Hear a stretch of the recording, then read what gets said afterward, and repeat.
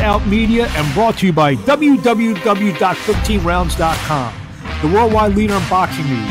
Also, Abrams Boxing PR Media and Broadcasting, the industry standard for boxing media relations and play-by-play broadcasting. Also, check out www.abramsboxing.com, Abrams Boxing on YouTube, as well as M. Abrams Boxing on Twitter and Marc Abrams Boxing on Instagram. Good afternoon, evening, morning, wherever you people are watching all over the world. My name is Marc Abrams, and welcome to another edition of the Abrams Boxing Show. I'll be joined later in the show by frequent contributor and my good friend, Sweet Baby Ray Flores, and we will touch on some topics in the world of professional boxing. A lot of fights over the weekend, a couple big fights that will go on this weekend, and we'll preview and review and give you all the news of the week. Last Saturday night in Glendale, Arizona, former YouTube sensation Jake Paul went to 6-0 as he won a 8-round unanimous decision over UFC legend Anderson Silva.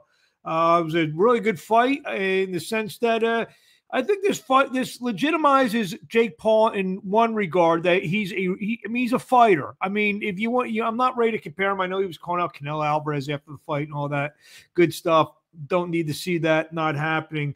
But Anderson Silva is at least a trained fighter, or he's 47 years old, and that. But Jake Paul, to beat a guy in hands like Anderson Silva, especially being, if you want to call Jake Paul, on the closer to the novice end than, a championship caliber fighter, that's fine. But, Jake Paul works hard. And he's getting better. So we'll see what he does next. I know you mentioned the name Canelo Alvarez. That's not happening.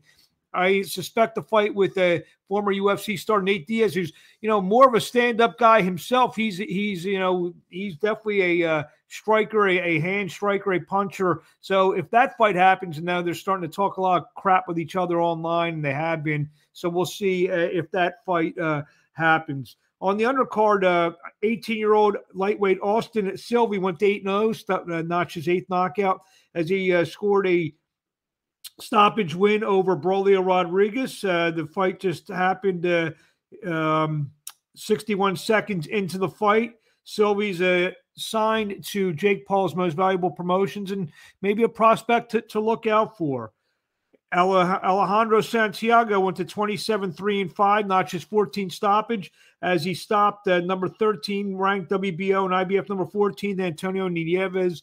That happened in round 7 or after round 7 of a rematch of their bout. Santiago really laid it on Nieves, and they had a draw in their first fight back 6 years ago, and Nieves emphatically gets the victory on Saturday night.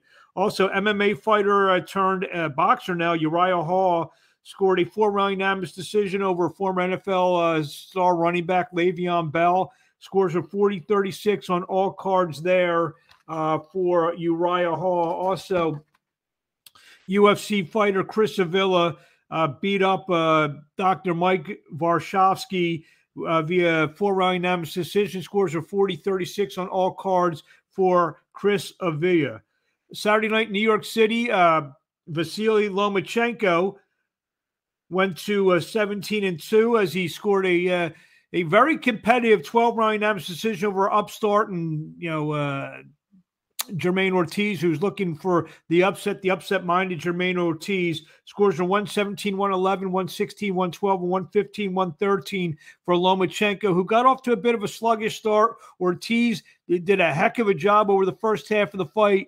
Lomachenko, I just think, used his championship, pedigree, his championship experience to kind of pull ahead in the end. But the Jermaine Ortiz earned himself probably another 2 or 3 real big paydays with that effort on Saturday night. So that was a very good effort by Jermaine Ortiz. Now look for Lomachenko to hopefully fight Devin Haney for the undisputed lightweight championship of the world, probably sometime in the first quarter of 2023.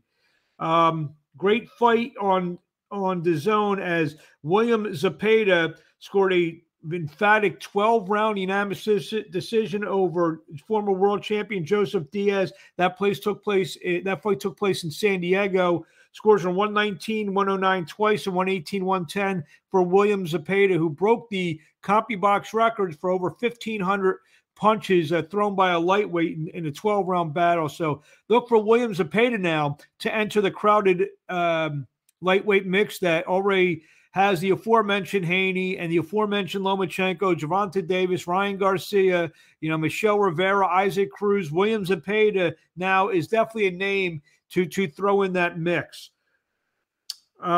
Saturday in England, undisputed lightweight champion Katie Taylor made her first appearance since her classic fight with Amanda Serrano with a 10-round unanimous decision over previously undefeated Karen Elizabeth Carabajal. Scores were 191, 99-91, and 98-92 for Katie Taylor, who's now 22-0. Carabajal falls to 19-1. So Katie Taylor, she's got some options now. Maybe a fight with the winner of the Jessica McCaskill Chantel Cameron fight that's going to take place this week. We'll mention that in a couple minutes. Rematch with Amanda Serrano. I know they're talking about maybe a fight with Chris Cyborg, the UFC MMA fighter. So there's a lot of options also for Katie Taylor. I'd rather see her fight in front of 80,000 people against Amanda Serrano in Ireland sometime in 2023 to kick off her campaign next year. Also on the card, Kiko Martinez. He's like Jason Voorhees. We're never going to get rid of him. He scored a 4th-round stoppage over Jordan Gill. Gill, who was 27-1 at the time. Martinez, the former champion, now 44-11 and 231 knockouts. A 4th-round stoppage in an IBF eliminator bout. So we're going to see Kiko Martinez in yet another world title fight, probably sometime next year. Martinez, he's just a guy who just keeps on bringing it, and he'll lose a couple, and then when you think they're bringing him in to enhance another guy to use his name, the championship name of Kiko Martinez, he comes back and he scores a big knockout over Jordan Gill. WBC light flyweight champion Kenshiro Teraji went to 21, notched his 12th knockout as he unified the 108-pound world championship as he added the WBA Super Championship to his already WBC light flyweight championship with a 7th-round stoppage over Hiroto Kayaguchi. That fight took place Tuesday morning here in the United States. That was in Japan, Tuesday night in Japan. Another 108-pound world title fight was on that card as we saw Jonathan Gonzalez, 27-3-1, retain his WBO championship with a 12-round unanimous decision over Shakachi Awata. Awata now 9-1, 6 knockouts to retain the WBO championship. So maybe we'll see Taraji take on Gonzalez maybe for 3 belts at some point in 2023 as the 108-pound division is becoming very interesting. Italian Olympian heavyweight Guido Vianello came back with a 8-round unanimous decision over Jay McFarland. That fight took place on Friday in Italy. Fight that was streamed live on ESPN Plus. Scores were 80-72 twice and 79-73 for Vianello, who's fought most of his career here in the United States. He's now 10-0-1.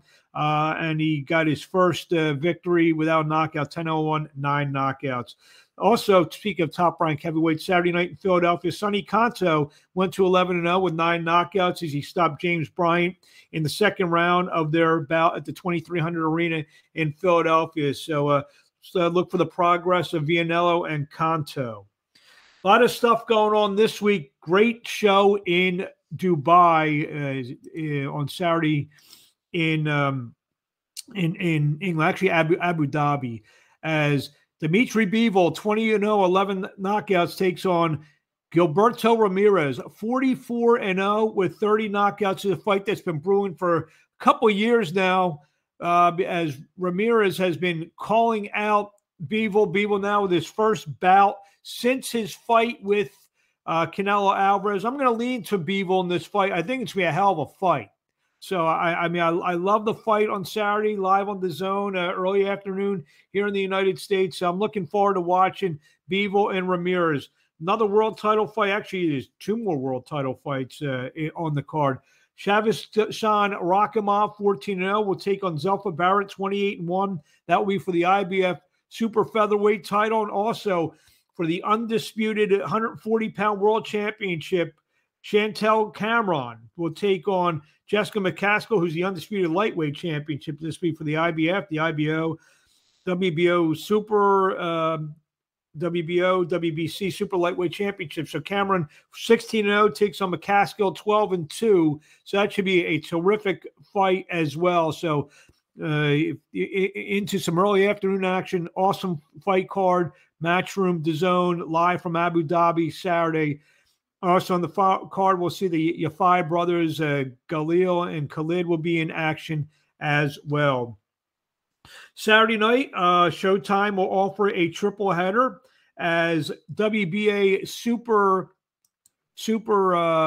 middleweight champion David Morrell will take on, see if I can pronounce this right, Ados Yerbosanlonai.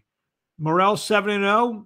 Yabosian 16-0. So that will headline a Showtime triple header that will also see former super welterweight champion Jason Rosario take on Brian Mendoza, and Fyodor Cherkesian take on Nathaniel Gallimore in a 160-pound fight to lead off the broadcast. Right before that, on the YouTube channel for Showtime, YouTube and their Facebook channel, Julian Williams gets back in action. Middleweight 27-3-1 will take on Rolando Mancilla, who's 18-11-1. Also, former super middleweight contender Andre Durrell, 28-3, takes on Yaneski Gonzalez, 21-4.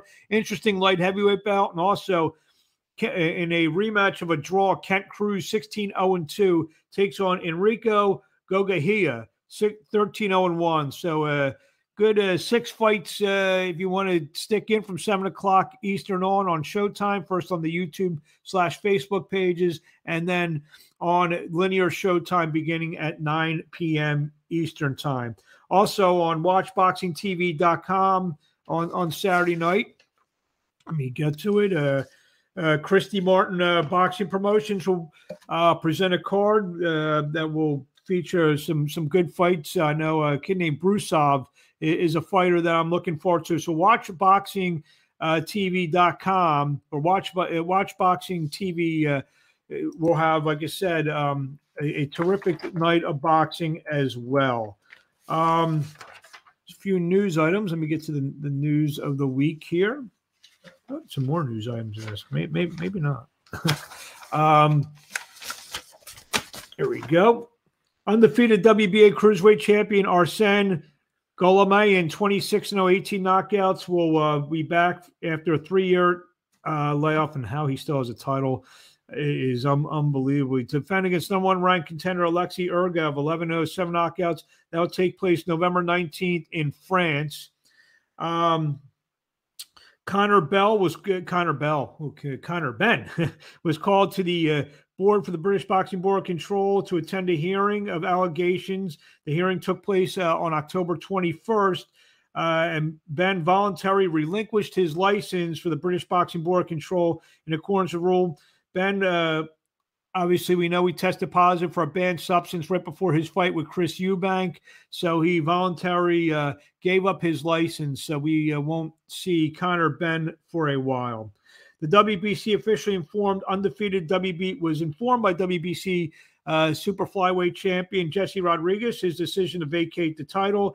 Rodriguez is going to go down to 112 pounds to try to win a world title. He said on many occasions he's more of a 112-pounder anyway. He got that opportunity to face to win the title, and he did.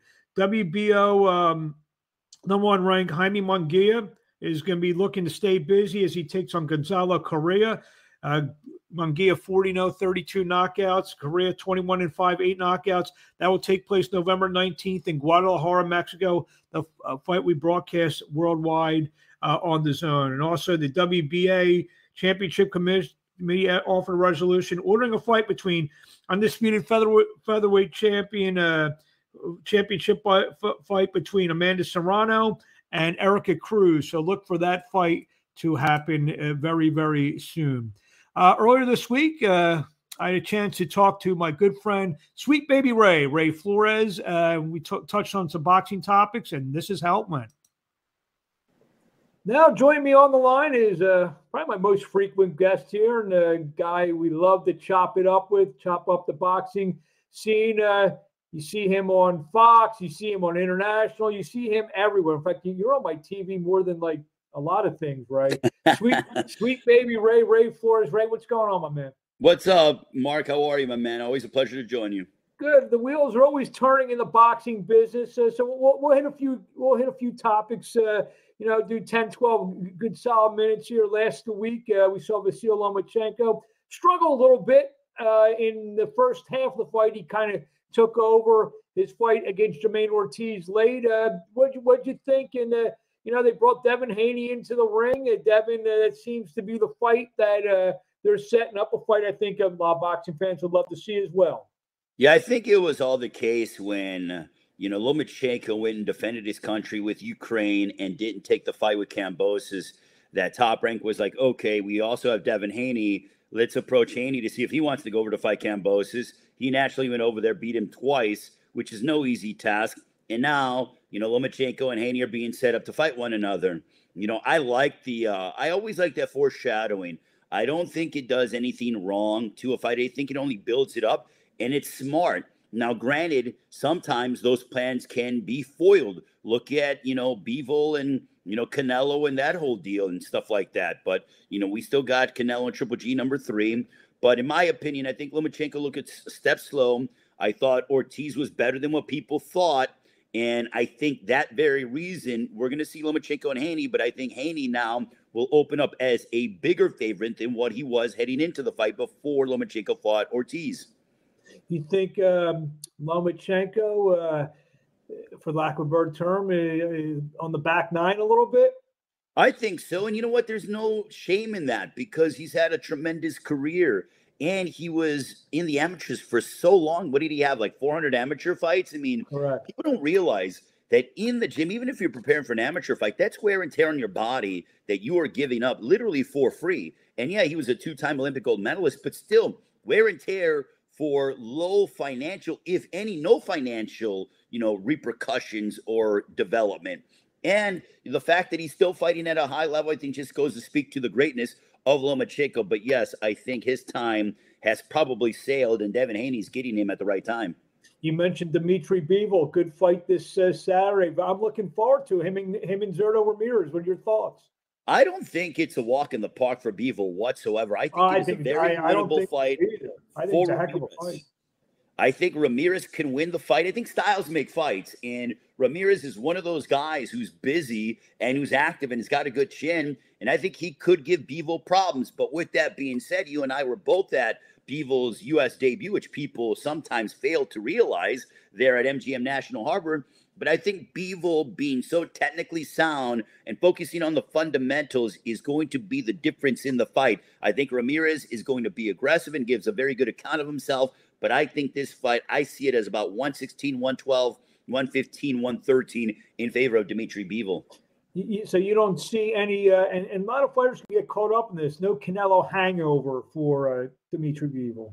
For a lot of guys, probably, but not Bivol, because Bivol is so a student of the game. He's astute on the game. He's very much, he knows who he is. Plus, I think he has, and not just because we know him, but I think Vadim Korniev is one of the most underrated managers in boxing. And I don't think that Vadim and the entire team of Bivol is going to allow Dimitri to come in and think too highly of himself. And also, to be honest with you, that's not the way that they operate over there in Eastern Europe. Very rarely do you see guys from that part of the world that are believing in their own hype and that are arrogant. That's not in their DNA.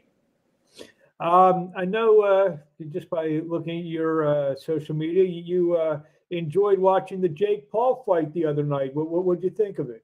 Look, I thought it was entertaining. You know what? To be honest with you, my experience was enhanced because Steve Aoki was playing in the room next door, as I was watching the fight. So I had great music on. I was watching the fight. I was entertained. Look, the thing about about Jake Paul is, initially, there was people and there were, skeptics, which like, okay, what are these guys trying to do with the sport? But it's obvious that he's taking it seriously. And BJ Flores has got him in very good condition, very focused. And I think he's getting better. And to borrow a term from, legendary pro wrestling announcer Jim Ross, he's just a really good athlete. Jake Paul is a fantastic athlete, and he's fighting the right fights. Anderson Silva, 47 years of age. If Anderson Silva was 3 or 4 years younger, how does that fight go? I think it's a little bit closer, and I think Silva could probably beat Jake Paul at that point. But that's not 3 or 4 years ago. We're talking about 2022. I think Paul put the exclamation mark with the knockdown in the 8th round, which was very smart on his part. And I just think it goes to show you that we are watching Jake Paul grow. Now, I'm not going to say he's world title contender just yet, but he's generating money, he's generating eyeballs, and he's bringing revenue into the sport. And you know what? That's good for everybody involved. And Nate Diaz, I guess, possibly be the next guy, you think? I mean, how could it not be? I mean, even though on paper, that to me is a mismatch. And people say, what are you talking about? Jake Paul's considerably bigger than Nate Diaz. Nate Diaz has never really done well past 175 in the MMA world, much less the boxing world. That to me is a lopsided fight. Will it be very entertaining with the press conferences, the weigh-ins, the stare downs? Yes, but when that bell rings, Jake Paul is going to take over, and he's going to dominate. I'm going to take it a step forward. I'm going to say he's going to dominate that fight. And to me, I don't even really need to watch it because Jake Paul is going to dominate and handle him. But you will watch it. I mean, I'm going to watch it. But what I'm saying is that I know what the result's going to be. We're taping this the morning after I don't know if you want to call it a rant or a passionate speech from WBO welterweight champion Terrence Crawford last night, kind of explaining his end of the negotiations that have yet to produce a fight with Errol Spence. I know 180,000 people watched it. What were your thoughts on what Mr. Crawford had to say? I think Terrence is just, he's a passionate guy, and he has his own ways that he goes about business. And in my estimation, if a fighter wants to do business a certain way, then that's their prerogative. They're not being forced to do anything. And Crawford clearly beats to his own drum. And, throughout the course of his career, it's worked for him. So who am I to say that that was right or wrong or in between? All I know is that December 10th, he's fighting David Evanesian, in Omaha, and we'll see how he looks.